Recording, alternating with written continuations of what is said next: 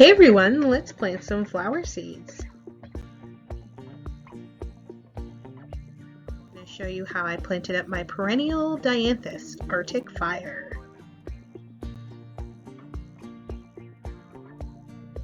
So the dianthus Arctic Fire is in the carnation family. It grows in all types of climates, warm or cold. It's a perennial, so once it's established, it'll pop up year after year. It grows in a grassy clump. It's about 8 inches tall and 12 inches wide. They are little white flowers with a pink to dark red center. So I'm going to show you my awesome paper towel germination hack. Get yourself a single piece, small piece of paper towel, fold it up, cut it in half. So you're basically making a bed for your seeds. There's a base layer, and then there's a little blanket that goes on top. Spritz it until it's moist.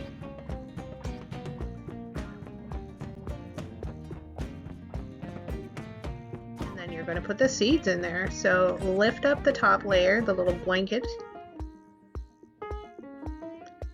Cut open your seed packet. Open it carefully. Some seeds are very small. There they are in there. And then sprinkle them in. We're going to save some for later because these can be sown directly into the garden. So the ones we're starting now will bloom earlier, and we'll plant some more directly into the soil, and those will bloom later. Put the blanket back on top. Push it down a little bit so that it's nice and stuck. Give it another spritz. Put your lid on and you've got yourself a little greenhouse.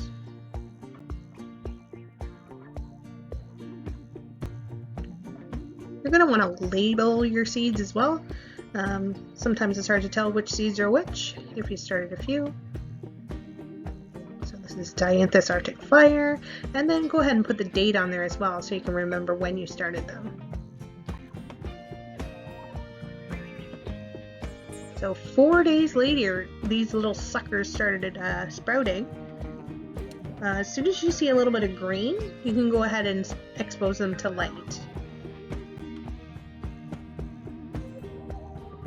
4 days later, when I looked at them, they're actually starting to get some leaves. So it was time to put them into some soil and just placing them equal distance apart. I use tweezers because they're so small.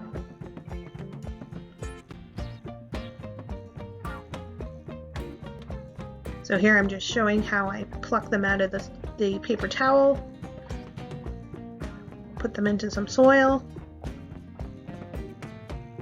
Their little roots want to grow down into the paper towel, so you'll learn just how hard you can pull them, but the sturdy ones will just kind of slide out for you. And you transplant them into the soil. Think of it as like putting cookies on a cookie sheet. Space them out. Now that one had a little piece of paper towel stuck to it. That happens. Don't forget to wipe off your tweezers from time to time. Now this one really got stuck, so I grabbed some scissors and I cut the paper towel just to save the roots. And then I just put the whole paper towel down into the soil.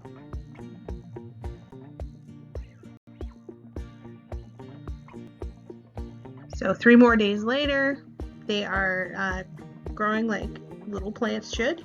I ended up with 71 new dianthus plants. So you have to continue to care for the seedlings. They're still very delicate. Now that they have leaves, you want to give them as bright a light as possible. Put them in a bright window or under a fluorescent light about 6 inches away. I do both. I have a bright window and I supplement with some fluorescent light as well. Keep them moist. I spritz them with water 1 to 2 times a day. And then we will transplant them into their own individual containers once they've grown a bit more with like 2 sets of leaves, 2 additional sets of leaves, and they seem a little more sturdy. We'll give them their own pots. I'm looking forward to planting these outside after the last frost, and in my area that will be May 18th.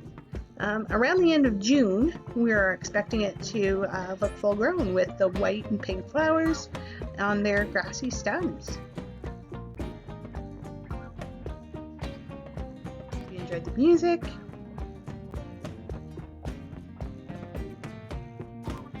and thanks for joining me, guys. You know I love it.